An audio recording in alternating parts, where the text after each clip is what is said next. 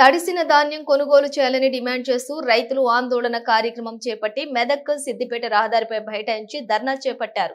మెదక్ జిల్లా రామాయంపేట మండల కేంద్రంలోని ఎస్సీ కాలనీ వద్ద రైతులు రాస్తారోకో చేపట్టారు.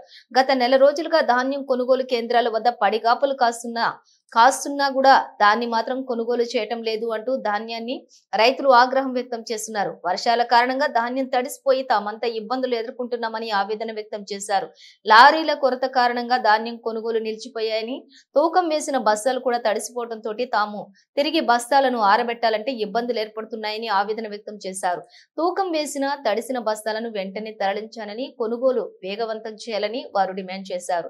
సిద్దిపేట మెదక్ ప్రధాన రహదారిపై వాహనాలు ఎక్కడికక్కడ నిలిచిపోవడంతో వాహనదారులు కూడా ఇబ్బందులు ఎదుర్కొంటున్నారని, ఈ విషయం తెలుసుకున్న స్థానిక పోలీసులు, పిఎస్సిఎస్ అధికారులు ఘటనా స్థలానికి చేరుకుని రైతులకు నచ్చజెప్పి రాస్తారోకో విరమింపు చేశారు.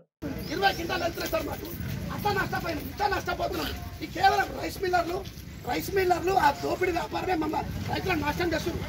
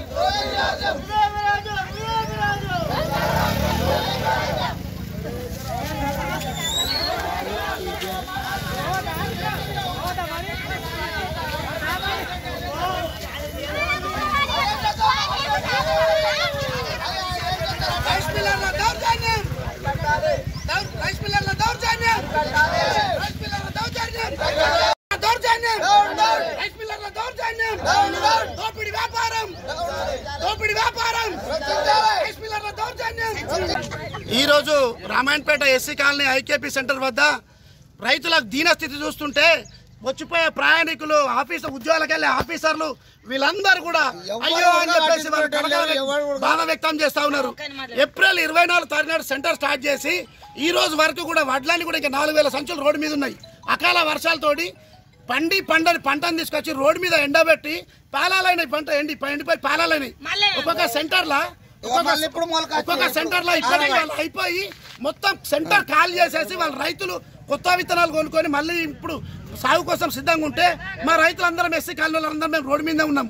దీనికోసం రైస్ మిల్లర్కి వెళ్తారేమో వాడు వెయిట్ తక్కువ అంటారు, రైస్ మిల్లర్లు పచ్చుకున్నాయంటారు, వదన్ లేదంటారు, అన్ని రకాల దోపిడీ మా మీదే. ఇప్పుడు మేము నిన్న ఐకేపీ వాళ్ళ ఆఫీసర్ని అడిగితే వాళ్ళు ఏమంటారు, రైస్ మిల్లర్లు మొత్తం అన్ని కూడా గోడౌన్లన్నీ మొత్తం ఫుల్ అయిపోయి ఉన్నాయి, ఇవి డంప్ చేసుకోవడానికి వడ్డు లేవు, దానివల్ల లేట్ అవుతామని అంటున్నారు.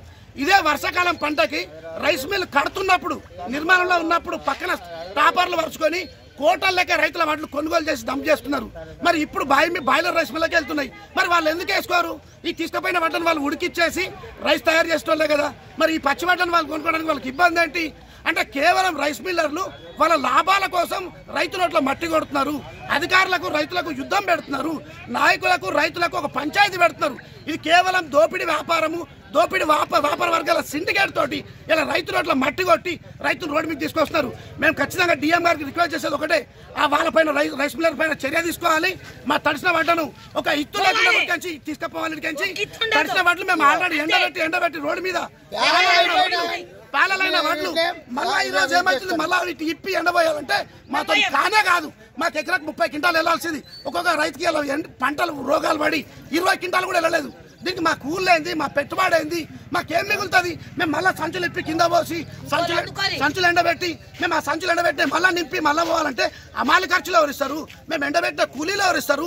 మాకు మీరు ఇచ్చిన రేట్ ఎంత?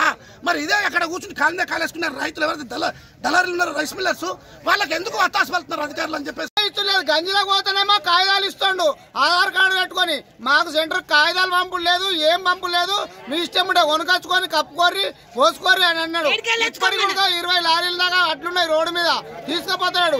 నేను ఇప్పటికి ఒక 50-60 సంచులు మొలకొచ్చింది. మొలక పట్టుకొని నెలకొని ఏడుస్తాం సార్. మాకు బతికెట్లా? మా బతికే దాని మీద మా ఆధారం ఇస్తున్నది. మేము ఏంటంటే బతుకుడు మేము పిల్లదాదుకొని గోదా గొడ్డు లేకుండా ఇవన్నీ ట్రాక్టర్లు కిరాయిలు పెట్టుకుంటా ఒక్కొక్క మనిషికి 500, 600 ఒక 10 రోజులు ఎండ వచ్చినా కానీ ఇప్పటికి కూడా అమ్ముడు పోయినా